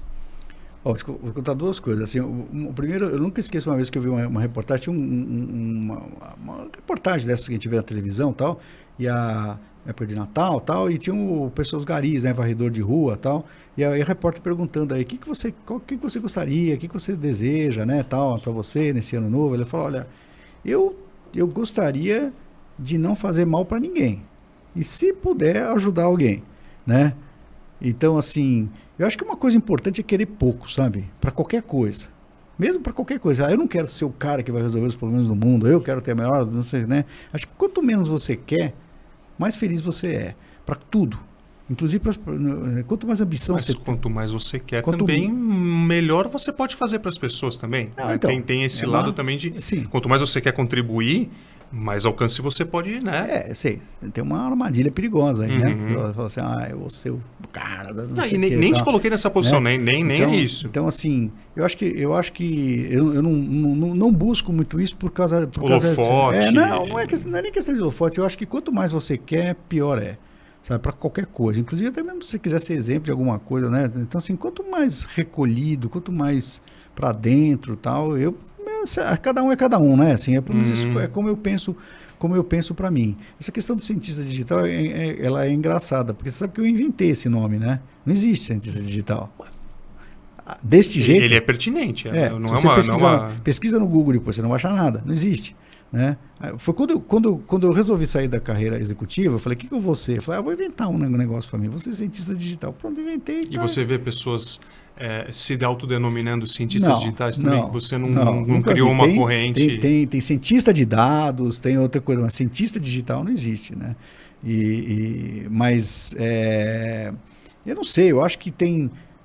eu volto para essa história desse varredor de rua. Se você parar de fazer mal para os outros, já está muito bom, né, cara? Já está muito bom. Se você conseguir não fazer mal para ninguém, já tá ótimo, né? Porque você querer mudar o mundo e você não mudou nem você mesmo, né? Tal, aí é complicado, cara. Então, mas em linhas gerais, esse movimento dessa profissão ainda não é uma coisa tão difundida no Brasil. Não existe, né? Não existe isso. Não, digo até mesmo assim, né, de você olhar para a tecnologia, como a gente estava falando do turismo, por exemplo, né, que tem, por exemplo, você pega hoje um guia que faz um perfil no Instagram e que começa a ter um engajamento e tal, o cara consegue um trabalho sem precisar de uma agência, sem precisar ter uma pousada, sem precisar ter uma ligação direta com ninguém. Ele está se autopromovendo ali de uma forma autossuficiente. Então, pessoas que queiram se utilizar da tecnologia nesse sentido, para viabilizar para outras pessoas que não tinham acesso, para melhorias para o meio ambiente, como você faz, como você trouxe aqui. Esse é um movimento que ele ainda não é tão... Porque, cara, eu tenho certeza que vai ser uma puta reflexão para quem assistir aqui. Vai ser legal pra caramba. Vou ser franco com você, eu nunca tinha pensado propriamente desse jeito. Nunca tinha pensado se isso é um movimento, se isso é... Assim, não é algo que você tá... Não, nunca tinha pensado nisso. A tecnologia para poder melhorar, assim... O meu foco é tecnologia na educação para reduzir a miséria e a pobreza. Quer dizer, é isso que eu me dedico, né? Eu me dedico a isso. Tecnologia aplicada à educação para reduzir a pobreza e miséria, né? Tudo que eu puder fazer, todos os projetos que eu puder me envolver nisso, tal, eu me envolvo, né? Então, agora, a tecnologia no sentido mais amplo, porque quando eu falo a educação e miséria é um recorte, né? Tem outras áreas também, tem saúde, tem uma série de questões, tudo, né? Então, assim, a tecnologia como amiga, como você falou, você até usou essa palavra, tecnologia como amiga, esse movimento eu nem sei se existe, né? Mas é uma boa reflexão, viu? É uma boa reflexão, Gustavo. Porque, e para a gente fechar... Porque seria uma excelente amizade, vamos dizer assim. Sim, e para a gente fechar relacionado à educação. Então é isso, né, cara? A tecnologia ela é uma aliada da educação. Ela viabiliza a educação para quem, por exemplo, não tem. Então, o cara que mora, sei lá, na comunidadezinha no sertão de Pernambuco, ele pode ter acesso a uma faculdade de altíssima qualidade pelo celular. Aliás, uma coisa interessante que eu esqueci de perguntar para você. Ele nunca conseguiria fazer isso. Não, de forma remota, não. Mas uma coisa que eu quero perguntar para você. Qual é o papel que as faculdades públicas desempenham no EAD?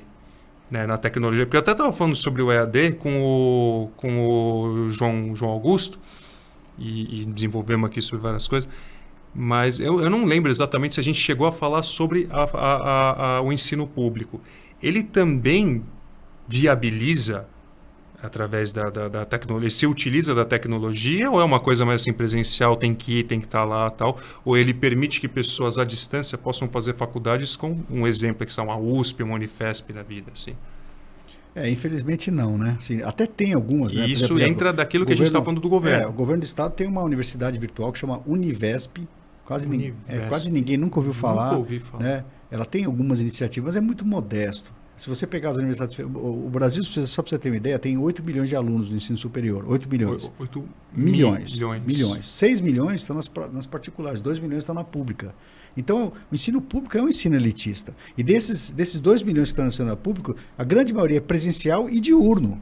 Não é nem noturno, quer dizer... Né? E hoje a maior parte dos... 2/3 dos alunos do ensino superior do Brasil ou fazem AD ou fazem de noite.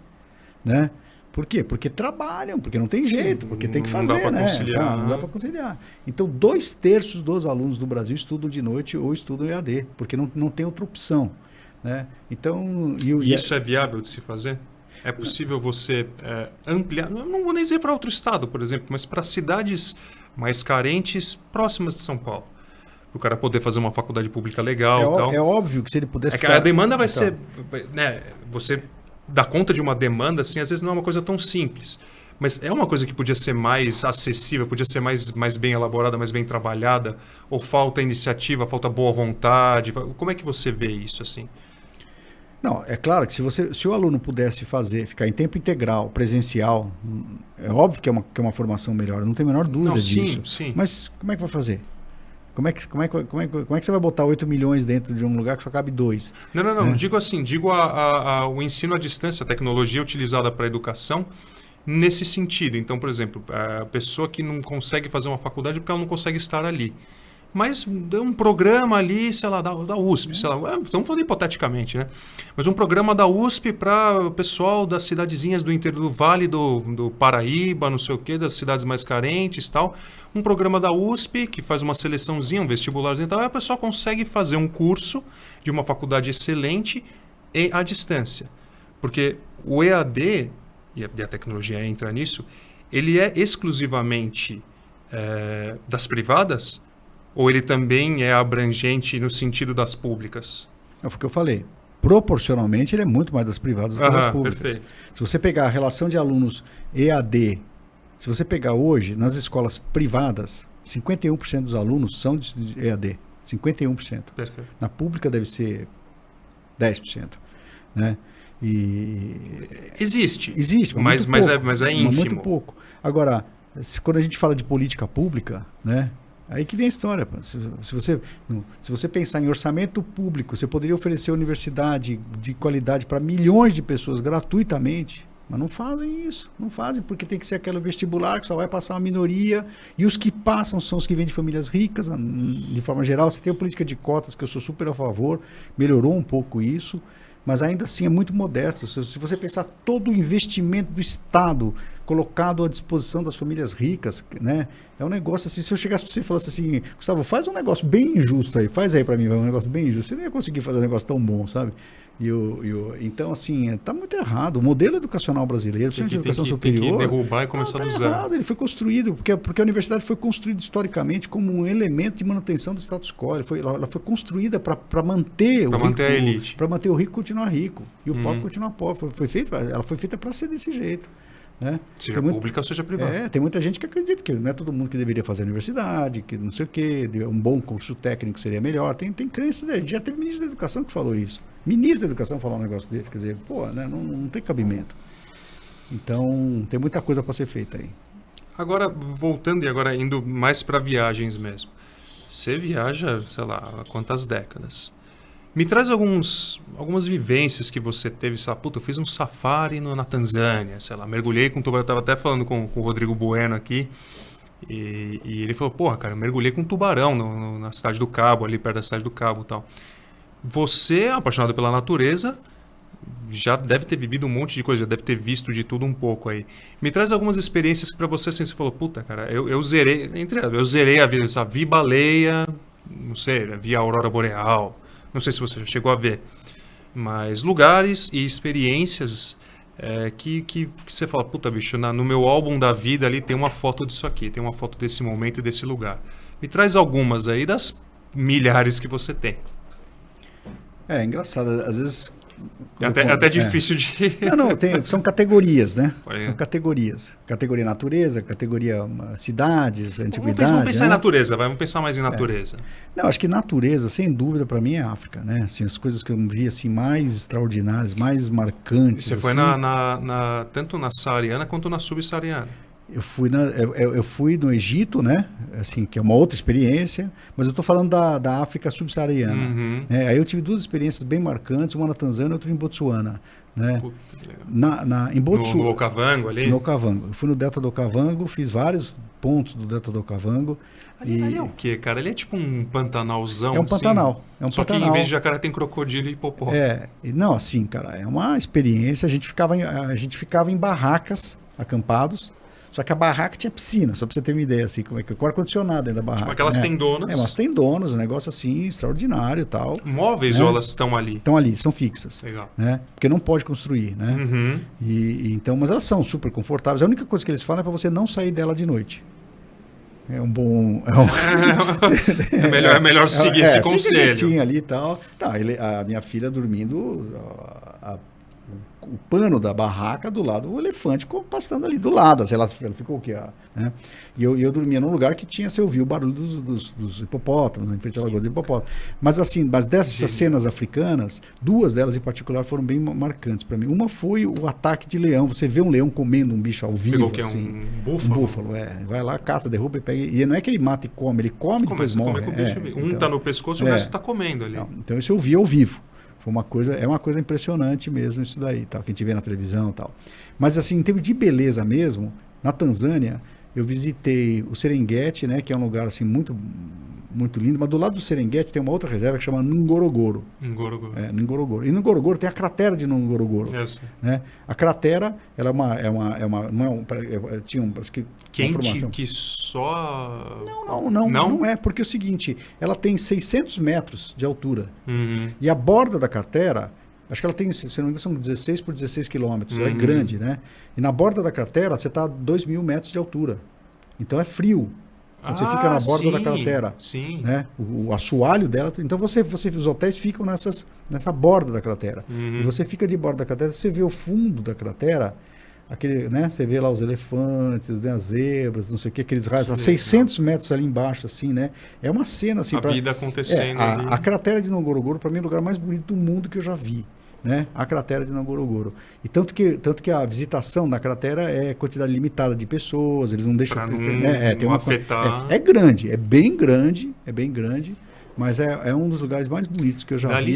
Dali você consegue ver o Kilimanjaro dali? Não é de lá que você vê? Não, é perto, mas eu acho que de Ngorongoro não dá para ver, porque é Arusha, né? Que é a cidade... Mas de Botsuana você não tem uma... Não. Quando você... Na Tanzânia, você tem a cidade de Arusha que vai para Kilimanjaro. De Arusha está perto do Kilimanjaro e de Arusha você vai, porque é onde está o aeroporto, né? Certo. E dali você vai também para Ngorongoro e para o Serengeti, né? Então, essas paisagens africanas aí, se bem que assim, isso é muito, muito impactante, né? Acho que diria de natureza, os lugares mais impactantes que eu vi, isso daí. Você chegou a pegar umas ilhas ali, cara, da África, sei lá, Madagascar é muito fácil, essa Zanzibar, entendeu? Zanzibar eu tive em Zanzibar. Zanzibar deve ser também... Mas é tipo um caribão africano, eu não gostei, assim? Falar a verdade, da experiência minha em Zanzibar, né? Porque o que acontece? Antigamente você tinha Tanganica e a ilha de Zanzibar, né? Então, aí quando eles criaram o país, ficou Tanzânia, né? Que é a junção do Zanzibar. E Zanzibar, toda a costa africana desse lado, assim, quando você olha o mapa do lado esquerdo, ela é muçulmana, né? A outra costa de cá não, né? Essa costa, né? E as pessoas não vão de tanga na praia, né? Não vão, elas se vestem de outro jeito, né? Não quero nem discutir se está certo. Não vai. Não vai, né? Então o que acontece? Os turistas vão. Eu acho ofensivo. E assim, ofensivo. Sim, não é bem aceito. Eu acho o seguinte, cara, você vai pro Caribe, cara, vai pro Brasil. O Brasil tem lugar assim, sabe? Você não precisa fazer isso lá. Né? Não é que assim, tem gente que, mas é absurdo, porque tá errado. Eu não sei. Mas é a cultura deles. Você tá no país deles, você tá lá, não sei o quê. Você vai fazer uma coisa que agride eles, né? Pra ir na praia. Você quer ir praia pro Brasil? O Brasil é o melhor lugar do mundo para praia, eu acho. Né? Brasil, então, assim, eu acho, aliás, uma perda de tempo você querer sair do Brasil para conhecer praia. Né? Depende do tipo de praia. Né? Não, tudo bem, mas acho que tem tanta praias coisa. Iguais às nossas, não. Não, né? tem tanta coisa para ver no mundo, tem tanta coisa, né? Tem tanta coisa de história, de cultura, de coisas que você de fato não vai ver no Brasil, né? Você vai ver lá até, eu vi lá na Eslovênia, o lugar onde o imperador Castelo. romano foi, não sei o que foi destruído e tal, a história, eles te explicam a história que não está nos livros, né? Lá em Dubrovnik, ou então você vai para... Então tem lugares que você vai que não tem, entendeu? Eu acho que é isso que você tem que fazer fora do bagulho, para ir para praia, pô, né? Não sei, essa é a minha opinião, né? Minha opinião. Não, é legítimo. Mesmo pro Caribe, eu não sei, para quem gosta de mergulhar, tudo bem, é uma outra história, né? Porque mergulhar, você tem lá o Mar Vermelho, tem não sei o que, tem lugares para mergulho. Mas eu acho que o mundo é tão grande, tem tanta coisa bacana para ver, tem tanta, né? Eu pelo menos, eu gosto muito de fazer coisas mais imersivas mesmo, né? Então eu não gosto de ficar, eu gosto de ficar muito tempo no mesmo lugar. Eu não gosto de ficar pinga-pinga. Aqui, não, porque não dá tempo de você, de fato. Você não absorve. Você não absorve mesmo. Né? Às vezes fala assim, vamos ver menos coisas, mas ficar mais tempo para ir nos lugares. Em vez de 10, você vê 100% do lugar. Né? 100% do lugar, ver mais, conhecer mais, falar com as pessoas, conhecer as coisas. Então eu gosto disso. Então, respondendo a sua pergunta, eu acho que a minha experiência em Zanzibar eu não curti muito não, por causa disso daí. Eu não me sentia à vontade, aquilo me mexeu na minha consciência. E é uma coisa que algumas pessoas já vieram aqui, já me falaram, que foram para Escandinávia, ali, né, no norte ali da Europa, e viram a aurora boreal ou o sol da meia-noite. Você já esteve ali na Noruega, Suécia? Ele está na lista lá. A Escandinávia você não chegou a conhecer? Ainda não. Porque o leste europeu não tem, né? ali você não tem. Não. Aurora boreal. Aurora boreal você não tem, né? Não tem. É só tem que estar acima de uma certa, certa latitude, né? Longitude, não, latitude, né? Tem que estar acima. E para a gente ir fechando aqui, espetacular o papo. Eu sempre faço assim, para ter mais ou menos uma noção, que é difícil, né? Você falar de Brasil, cara, aí você começa e já vai precisar de mais um episódio só para falar do Brasil. Mas me traz um top 5 de lugares que você visitou e você falou, puta, cara, isso aqui foi tal. Pode ser mar, pode ser chapada, pode ser sertão, sei lá. E não precisa ser necessariamente um lugar só bonito, mas um lugar onde você viveu uma experiência especial. Você conheceu uma comunidade X, você viveu alguma coisa, enfim. Lugares que marcaram para você na sua vida dentro do Brasil. Olha, e que também não precisa ser só de natureza também. Eu acho o seguinte, eu acho que o Brasil tem os lugares que são super valorizados e os lugares que são desconhecidos.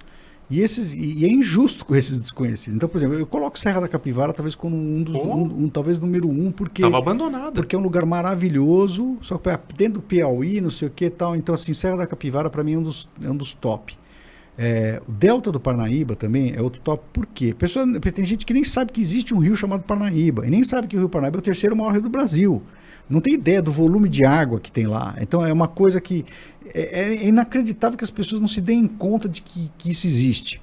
Né? Né? Então, assim, sei lá, é legal, Trancoso, Porto Seguro, né? Tem lá Gramado, tal. É legal esses lugares, pô, mas não tem comparação, cara. É um negócio assim. A magnitude. É uma escala absurda. É uma escala absurda. As pessoas não imaginam que isso existe. E não sabem que 80% está no Maranhão. Então, exatamente. É mais conhecido pelo Piauí, né? É mais estrutura. Do acesso, né? O acesso, né? Ali você vai por Tutóia, né? No Maranhão. Mas a maior parte está no estado do Maranhão. Então, essas informações geográficas são passadas para a gente de uma forma muito rasa, né? E mesmo o interior do Piauí, acho que se você andar, ou interior do Ceará, sabe? Então eu acho que esses lugares que são assim mais... Pedro II, ali, você viu Pedro II ali? Pedro II também. O Morro do Gritador ali, o Morro do Gritador. Coisa linda, coisa espetacular, cachoeiras, enfim. O pessoal pensa, como é que chama? Tem uma serra ali na fronteira. 7 cidades também, né? 7 cidades. Eu fui. Então assim, a coisa que eu digo assim, pega um carro e vai para o Nordeste. Para o interior do Nordeste. Interior do Nordeste. Eu acho uma coisa que todo brasileiro deveria fazer. E mesmo para ver coisas, por exemplo, entender o que é o agreste, que é diferente do da caatinga, que sabe, entender essa dinâmica. Principalmente o pessoal do Sul não acho que é tudo igual, que é a mesma coisa, assim, Não, é uma mistura. Tem lugar que é mais árido, tem lugar que é mais verde, tem tudo. Então eu acho assim, esse tipo de sair do lugar comum, além de você ser presenteado com uma natureza assim absurda, ela te faz pensar fora da caixa para qualquer coisa, né? Para você realmente pensar. Te tira de alguma forma do seu conforto ali, do seu lugar que você está habituado. E ver lugares. A Serra da Capivara para mim foi uma experiência assim absurda. Puta, cara, eu não fui ainda, cara. Não, a Serra da Capivara para mim foi. Mas ali você precisa, sei lá, de uma semana para poder. Depende, né? Você pode precisar de um mês, depende até quanto você quer. Eu acho um mínimo, vamos dizer, um mínimo. Mínimo uma semana. Você vai 2, 3 dias, você não vai conhecer Não. A Serra da Capivara tem 1.000 sítios arqueológicos. 1.000. Deve ter uns 100 abertos à visitação. É o berço do homem americano. Né? Tem pintura rupestre de 30 mil anos. Não sei se é o berço, né? É um lugar... Eles dizem isso, né? Que é o berço do homem americano. Não, assim... Porque o berço você tem que dizer, berço você diz, começou tudo lá, né? Não é bem assim. Acharam coisas antigas lá, não quer dizer que não tenha tido coisas antigas em outros lugares que não foram encontradas, né? Sim. Então é uma coisa. Mas assim, a Serra da Capivara, ela tem 100 pontos de visitação, aberto para visitação. Berço da civilização, enfim, agora, mas é isso, pode.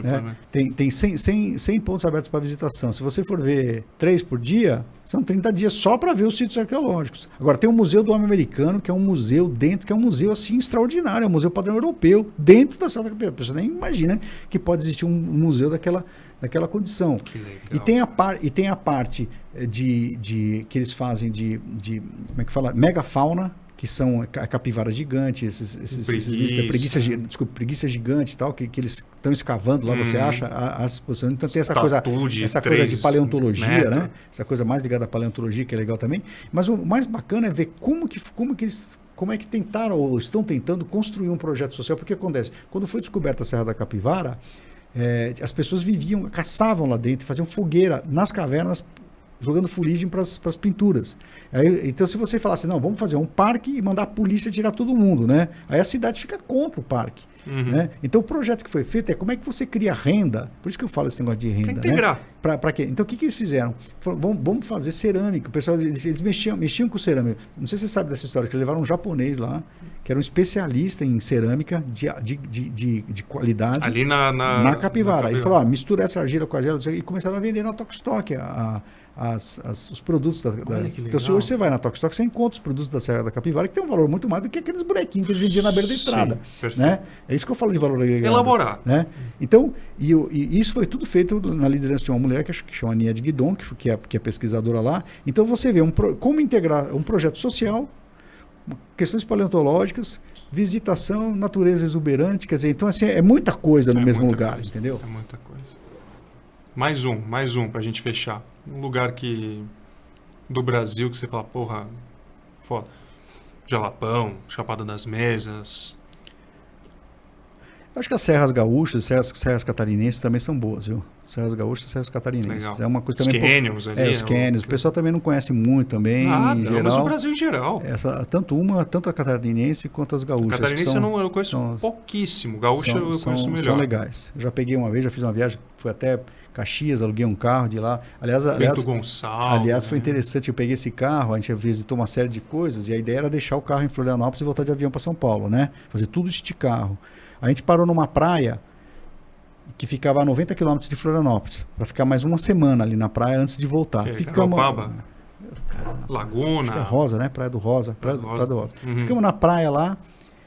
Quando a gente eu enchi o tanque do carro, porque depois a gente ia embora, já estava com o tanque cheio. Estacionei o carro. Quando a gente estacionou o carro, estourou a greve dos caminhoneiros. Lembra da greve dos caminhoneiros? E acabou a gasolina em tudo quanto é lugar. Ficou preso. Não, eu estava com o tanque cheio. Né? Sim. Eu estava com o tanque cheio. Quando deu uma semana depois que eu fui embora, sabe apocalipse zumbi na estrada? Era assim, na BR-116 não tinha ninguém. Se você vê aquela estrada, não é zero, não é força de expressão. Zero. Você. A gente dirigiu de lá até Florianópolis, não tinha absolutamente ninguém. As pessoas falaram, como é que vocês estão dirigindo? Nós temos gasolina. O tanque cheio. Eu entreguei, gastou pouco, a gente chegou lá, entregou o carro, ainda cheio de gasolina. Foi uma coisa engraçada. Que legal, cara, que legal. Primão, que genial, cara, que bacana. Obrigado por trazer todo o teu conhecimento. Eu acho que a tecnologia ainda é um assunto muito... tem esse lado meio místico, aquela coisa que as pessoas criam. E também é pouco difundido, cara. Eu acho que precisa falar mais sobre isso, mas desse seu jeito, assim, trazendo para um olhar mais sustentável, para integração, para contribuir. Parabéns pelo teu trabalho, obrigado de coração por essa troca. E a gente poderia ficar falando ainda mais de viagem, poderia ficar falando mais 2, 3 horas. Parabéns por essa tua experiência, pelas tuas escolhas de viagem, cara. A África é um sonho gigantesco, meu. Ainda quero fazer um safari, quero fazer tudo isso aí. E, cara, obrigado de coração por ter vindo. Foi espetacular, cara. Obrigado mesmo. Eu que agradeço. Valeu. Obrigado, gente. O Papo de Expedicionário vai ao ar toda semana. Hoje eu recebi o meu primão aqui, Maurício Garcia.